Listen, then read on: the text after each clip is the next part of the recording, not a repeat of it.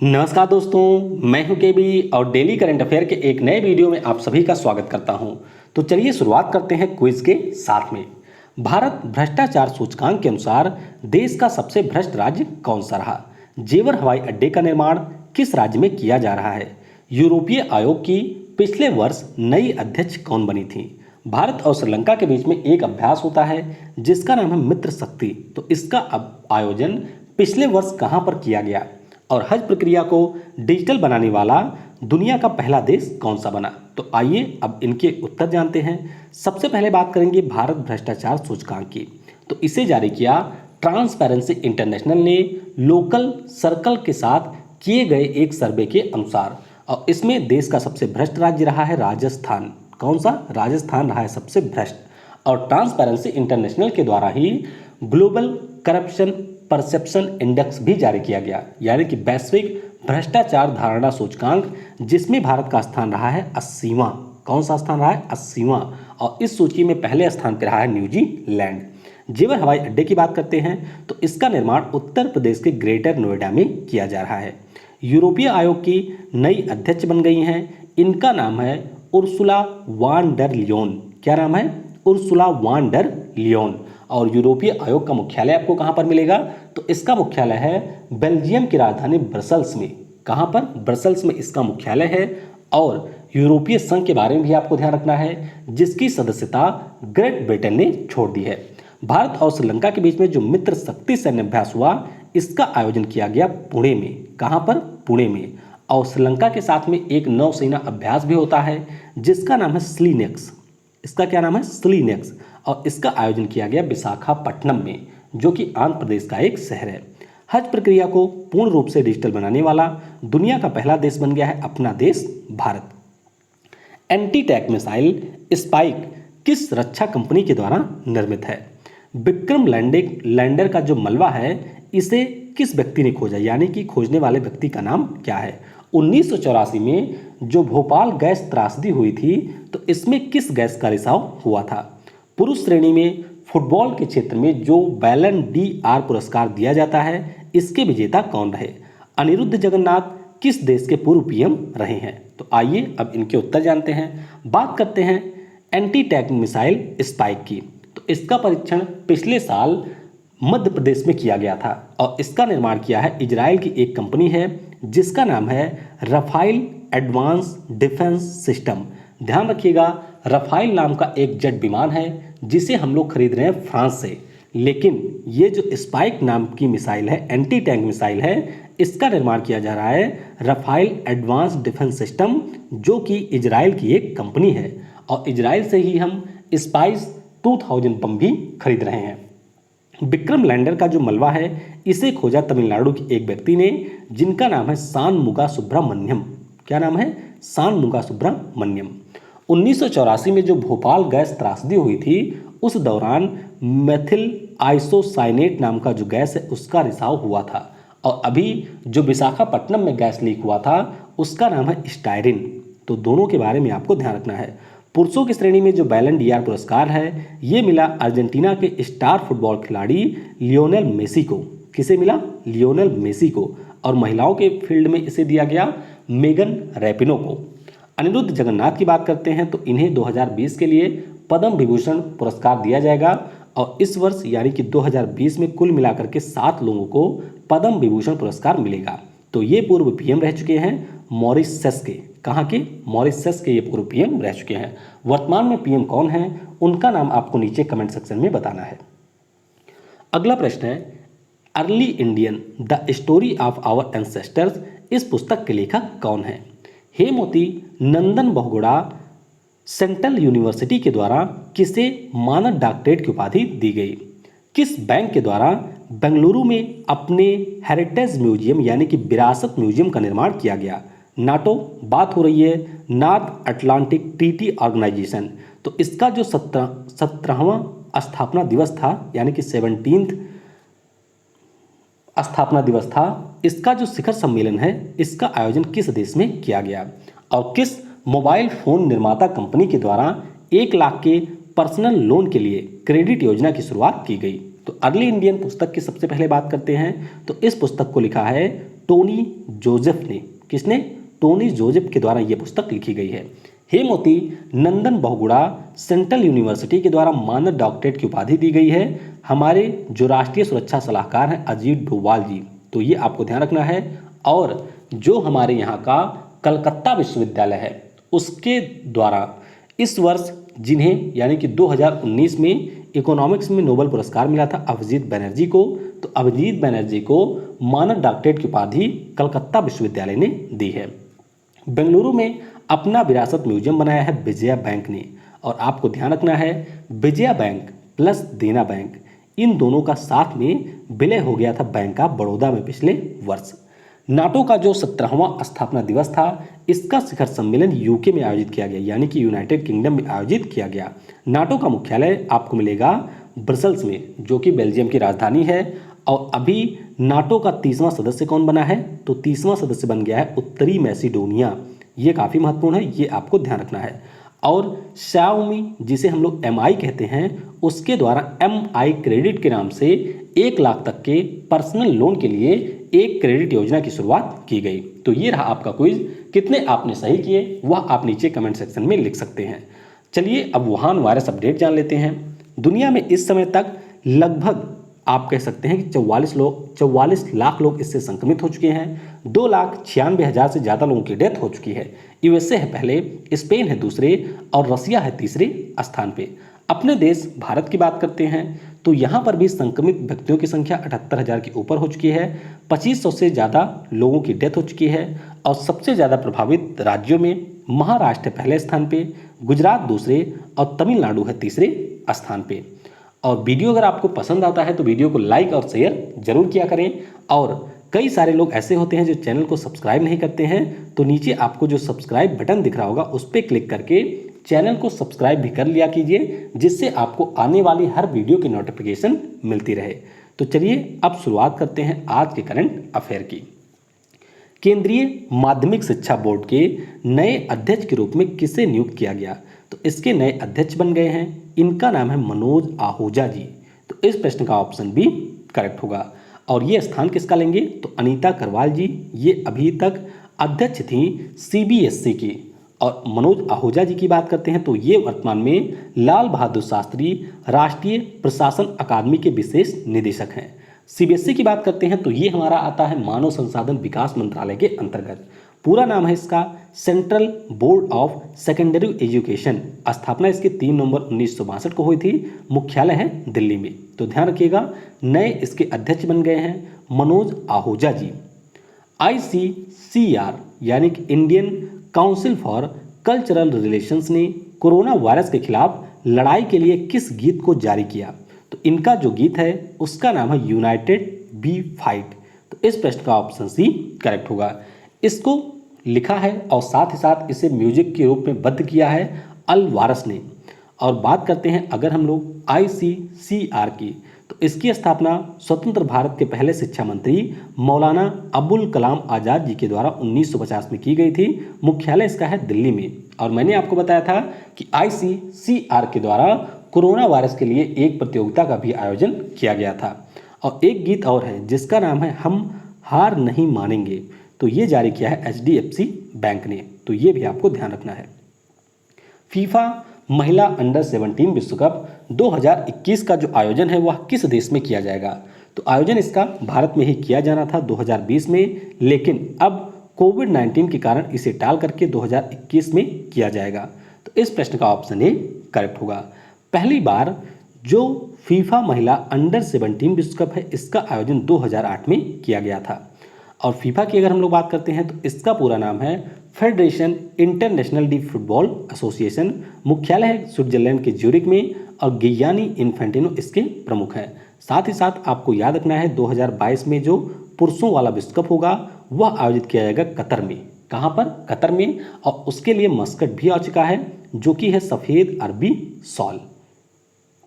किस खेल संस्थान ने लॉकडाउन के बाद प्रशिक्षण शुरू करने के लिए SOP यानी कि स्टैंडिंग ऑपरेटिंग प्रोसीजर मतलब है मानक संचालन प्रक्रिया तैयार करने के लिए एक समिति बनाई है? तो ये बनाया है भारतीय खेल प्राधिकरण ने। तो इस प्रश्न का ऑप्शन डी करेक्ट होगा। तो लॉकडाउन के बाद जो भी स्पोर्ट अथॉरिटी ऑफ इंडिया के केंद्र हैं वहां पर खिलाड़ियों का प्रशिक्षण किस प्रकार से शुरू किया जाए, इसके लिए समिति बनाई गई है। स्पोर्ट अथॉरिटी ऑफ इंडिया की बात करते हैं तो ये आता है हमारे खेल और युवा मामलों के मंत्रालय के अधीन। इसकी स्थापना 24 जनवरी 1984 को हुई थी। मुख्यालय नई दिल्ली में और महानिदेशक यानी कि डायरेक्टर जनरल इसके हैं संदीप प्रधान। किस राज्य के डाक विभाग ने एक दिन में सर्वाधिक लोगों तक पहुंच का नया रिकॉर्ड स्थापित किया? तो ये जो डाक विभाग है ये है उत्तर प्रदेश राज्य का। तो इस प्रश्न का ऑप्शन सी करेक्ट होगा। किस तरह से इन्होंने पहुंच बनाई? तो आधार इनेबल पेमेंट सिस्टम, इसके बारे में आपको पता होगा कि आप जाते हैं, एक मशीन होती है, वहां पर अपना आधार नंबर देते हैं, अंगूठा लगाते हैं और उसके बाद में आप अपने अकाउंट से पैसे विड्रॉ कर सकते हैं। तो इसी आधार इनेबल पेमेंट सिस्टम के माध्यम से इन्होंने एक दिन में 2.474 लाख व्यक्तियों को 30 करोड़ रुपए का भुगतान किया उनके घर पर जाकर के। इंडिया पोस्ट की बात करते हैं तो ये हमारा आता है संचार मंत्रालय के अधीन और वर्तमान में हमारे संचार मंत्री कौन हैं? तो ये है रविशंकर प्रसाद जी। इंडिया पोस्ट अभी न्यूज में था, क्यों? क्योंकि इन्होंने ICMR के साथ में एक समझौता किया है जिसके अंतर्गत भारत में जो भी नए कोविड-19 के टेस्ट सेंटर है वहां पर ये लोग पहुंचाएंगे किट। इसकी स्थापना 1 अक्टूबर 1854 को हुई थी और मुख्यालय है नई दिल्ली में।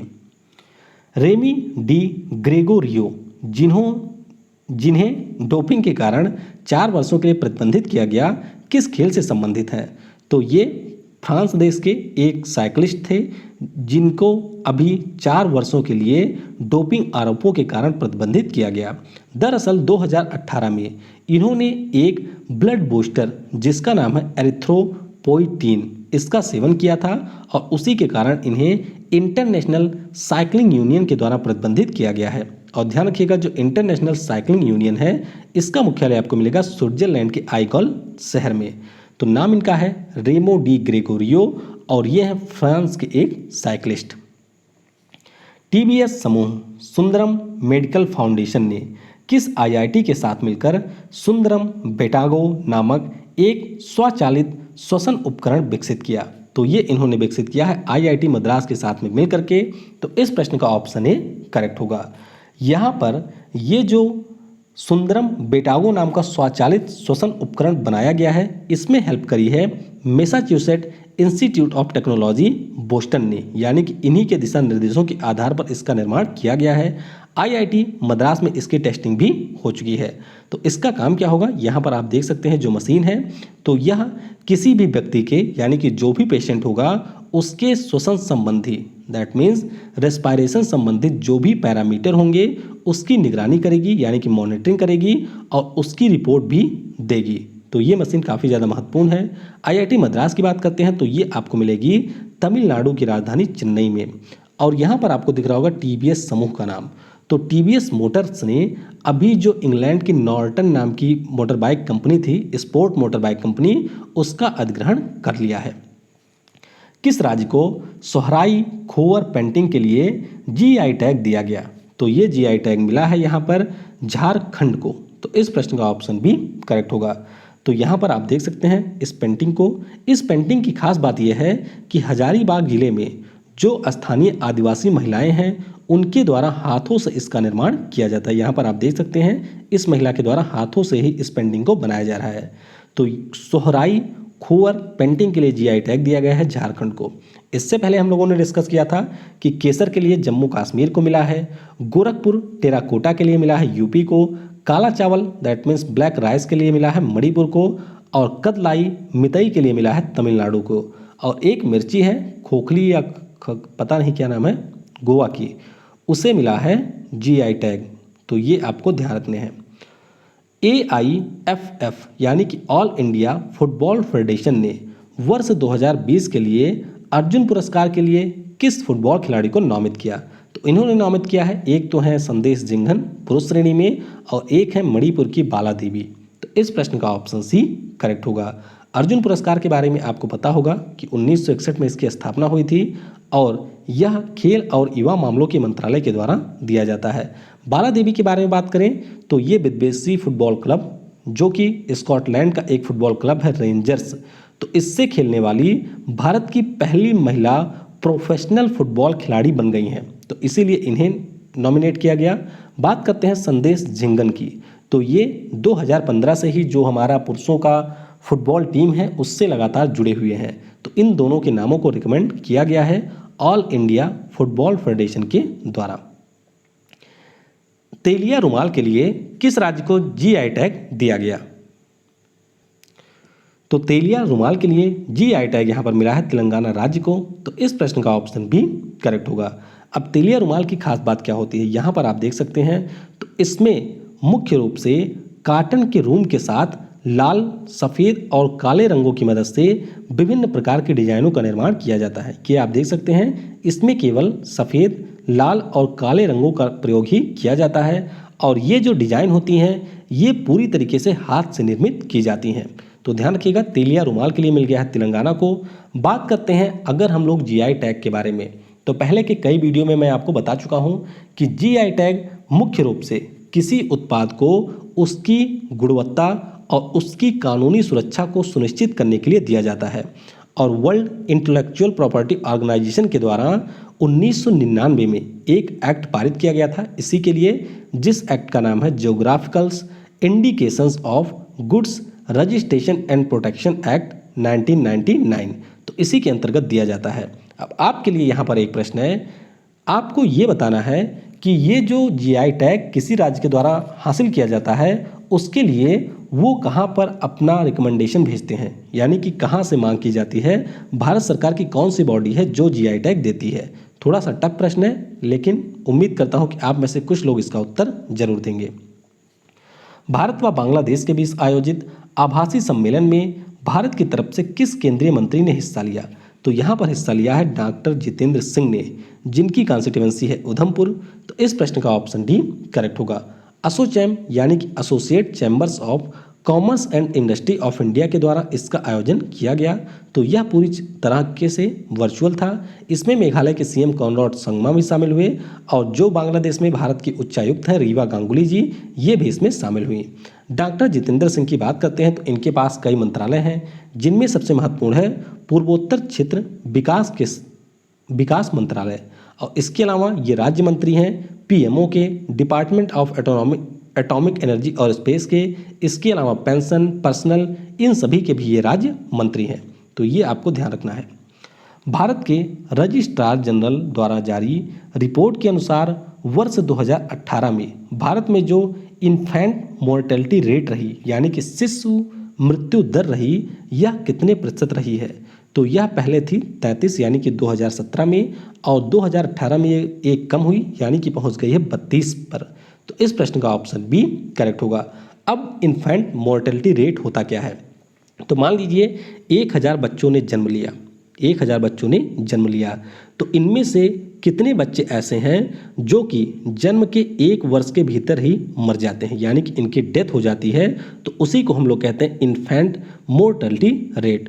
तो भारत में बढ़ करके घट करके 33 से ये 32 हुई है। सबसे ज़्यादा खराब प्रदर्शन रहा है मध्य प्रदेश का, यहाँ पर अभी भी 48 है, असम में है 41, और नागालैंड में है सबसे कम 4 छोटे राज्यों में। और वहीं पर अगर हम लोग ओवरऑल बात करते हैं तो सबसे अच्छा प्रदर्शन किया है केरल ने, और United nation sustainable development goals के अंतर्गत ये टारगेट रखा गया था कि 2020 तक जो मोर्टेलिटी रेट है उसे करना है 8, तो केरल ने यहाँ पर 7 कर लिया है, तो ये अचीव करने वाला भारत का पहला राज्य बना है।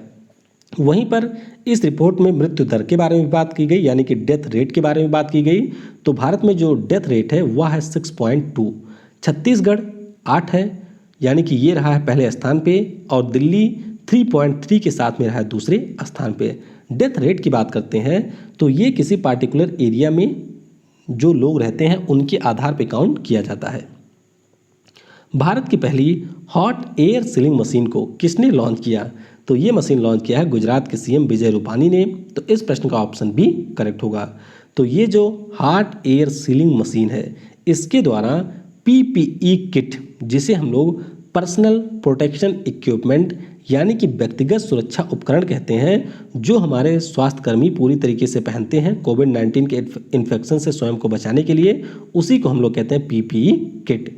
तो इसे Mac power CNC machines limited जो कि राजकोट में है उसके द्वारा इंडियन मेडिकल एसोसिएशन के डॉक्टरों की सलाह पर निर्मित किया गया है। इसकी खास बात यह है कि 50% सस्ती होगी जो PPE इक्विपमेंट बनेगा और ये 100% एयर और वाटर प्रूफ होगी। और अभी जब प्रधानमंत्री जी ने भाषण दिया था तो उसमें उन्होंने बताया था कि जब कोविड-19 हमारे यहाँ पर शुरू हुआ तो उस समय तक भारत में PPE किट और मास्क का निर्माण नहीं किया जाता था, लेकिन अब प्रतिदिन 2 लाख PPE किट और N95 मास्क का निर्माण किया जा रहा है। हालांकि कुछ रिपोर्ट में यह भी पता चला है कि भारत में पहले भी इनका निर्माण होता था। एशिया ओशिनिया के लिए फेड कप हर्ट अवार्ड 2020 किसने जीता? तो एक समय भारत की क्रश रही, पूरा आप कह सकते हैं नेशनल क्रश रही, सानिया मिर्जा ने ये पुरस्कार जीता है। तो इस प्रश्न का ऑप्शन ए करेक्ट होगा। तो फेड कप हर्ट अवार्ड जीतने वाली सानिया मिर्जा पहली भारतीय बन गई हैं। और सानिया मिर्जा के बारे में आपको ध्यान रखना है कि 6 बार इन्होंने ग्रैंड स्लैम टूर्नामेंट जीता है। कौन सा? ग्रैंड स्लैम टूर्नामेंट, लेकिन डबल कैटेगरी में, सिंगल कैटेगरी में इन्होंने नहीं जीता है। और डबल्स में ये एक बार नंबर 1 पर भी रह चुके हैं। तेलंगाना राज्य की ये टेनिस खिलाड़ी हैं। हालांकि इन्होंने शादी कर ली थी पाकिस्तानी क्रिकेटर शोएब मलिक से। तो उससे पहले मैं भी इनका फ़ैन था, लेकिन शादी के बाद में जैसे कि ज़्यादातर लोग इनके फ़ैन नहीं रहे तो उसी कैटेगरी में हम भी शामिल हैं। ITF की बात करते हैं, यानी कि इंटरनेशनल टेबल टेनिस फेडरेशन। तो इसके द्वारा 2009 में फेड कप हर्ट अवार्ड की स्थापना की गई थी और इसका मुख्यालय लंदन में। ध्यान रखिएगा, ये जो फेड कप होता है यह महिलाओं का दुनिया का सबसे बड़ा खेल का टूर्नामेंट होता है। प्रौद्योगिकी विकास बोर्ड, बात हो रही है टेक्नोलॉजी डेवलपमेंट बोर्ड की। तो इसने किसके साथ मिलकर एक डिजिटल सम्मेलन जिसका नाम है रीस्टार्ट, इसका आयोजन किया? तो ये सम्मेलन इन्होंने किया है कॉन्फेडरेशन ऑफ इंडियन इंडस्ट्री, यानी कि भारतीय उद्योग परिसंघ के साथ में मिल करके। तो इस प्रश्न का ऑप्शन सी करेक्ट होगा। नाम क्या है रीस्टार्ट का पूरा? तो इसका पूरा नाम है reboot the economy through science technology research translations, यानी कि जो हमारी अर्थव्यवस्था लॉकडाउन के कारण काफ़ी नीचे जा चुकी है, इसको और ज़्यादा बूस्ट करने के लिए विज्ञान प्रौद्योगिकी और शोध का सहारा लिया जाए। इसमें हमारे पृथ्वी विज्ञान और प्रौद्योगिकी, इसके अलावा स्वास्थ्य और परिवार कल्याण मंत्री डॉक्टर हर्षवर्धन जी शामिल हुए और इन्होंने इस डिजिटल सम्मेलन को संबोधित किया है। 11 मई को आपको पता होगा राष्ट्रीय प्रौद्योगिकी दिवस था, यानी कि नेशनल टेक्नोलॉजी डे था, उसी के अवसर पर इसका आयोजन किया गया। CII की बात करते हैं तो 1895 में इसकी स्थापना हुई थी। अध्यक्ष इसके हैं विक्रम किर्लोस्कर। आखिरी प्रश्न है मनमीत सिंह वालिया, जिनका हाल ही में कनाडा में निधन हो गया, किस खेल से संबंधित थे? तो ये एक टेबल टेनिस खिलाड़ी थे और भारत की तरफ से ये टेबल टेनिस में चैंपियन भी रह चुके हैं। तो अब इनका निधन हो गया है। चलिए अब कल के प्रश्नों के उत्तर जान लेते हैं। AIBA टीम विश्व कप 2020 का आयोजन कहाँ प्रस्तावित है? तो इसका सही उत्तर होगा रसिया, यानी कि रूस में ये प्रस्तावित है। बलवा नामक जो उपन्यास है ये हमारे लिखा है अल्पसंख्यक मामलों के मंत्री जो हैं, इनका नाम है मुख्तार अंसार नकवी। भारतीय नौकायन परिसंघ, इसकी अध्यक्ष बन गई हैं राजलक्ष्मी सिंह देव। टोक्यो ओलंपिक के लिए आदर्श वाक्य क्या है? तो यह है united by emotion. American Academy of Art and Sciences की मानद सदस्य कौन बनी है? तो ये बन गई हैं शोभना नरसिम्हन। कौन है? शोभना नरसिम्हन। आज के वीडियो से आपके लिए प्रश्न है दादा साहब फाल्के अंतर्राष्ट्रीय फिल्म महोत्सव 2020 का आयोजन कहाँ पर किया गया? प्रोजेक्ट तेज किस राज्य की सरकार के द्वारा लॉन्च किया गया? US इंडिया व्यापार परिषद के नए अध्यक्ष कौन बने, यानी कि बिजनेस काउंसिल के नए अध्यक्ष कौन बने हैं? भारतीय नौसेना के द्वारा किस जहाज को अभी 2020 में प्रेसिडेंट कलर सम्मान से सम्मानित किया गया? और धनलक्ष्मी बैंक के नए मैनेजिंग डायरेक्टर और चीफ एग्जीक्यूटिव ऑफिसर कौन बने हैं? तो इन प्रश्नों के उत्तर आपको नीचे कमेंट सेक्शन में देने हैं। और स्टैटिक जीके की जो अगली वीडियो होगी उसमें हम लोग डिस्कस करेंगे स्पोर्ट कैटेगरी में, यानी कि स्पोर्ट जीके की हम लोग शुरुआत करेंगे, जिसमें जो पहला वीडियो होगा उसमें हम लोग देश के जो प्रमुख खिलाड़ी हैं या फिर अन्य देशों के जो प्रमुख खिलाड़ी हैं उनके बारे में डिस्कस करेंगे, वे कौन सा खेल खेलते हैं, साथ ही साथ वे कौन से राज्य के हैं। तो ये वीडियो आप जरूर देखिएगा। Thanks for watching. जय हिंद, जय भारत। और सबसे ज़रूरी, पढ़ेगा भारत तो बढ़ेगा भारत।